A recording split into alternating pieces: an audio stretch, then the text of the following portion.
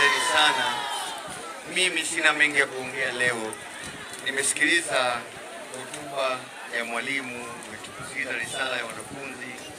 Kusema kweli, nimefarijika sana na walimu wa shule hii kwa juhudi yao kubwa ambao wameifanya ndani ya hii miaka miwili. Tumepata matokeo mazuri sana.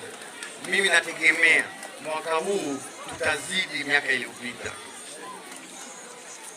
Hata ukiangalia mazingira yetu ya wilaya yetu kwenye elimu na kila kitu, lakini bado walimu wetu wamejitahidi sana.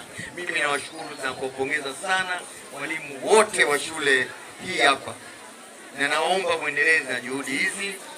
Mimi ndio nimeingia kama mbunge wenu, nitajitahidi sana tuweze kuendeleza elimu hii, kutatua matatizo yote ya walimu ambayo ni makubwa sana katika wilaya yetu, lakini tutapambana tuone tutafikia wapi.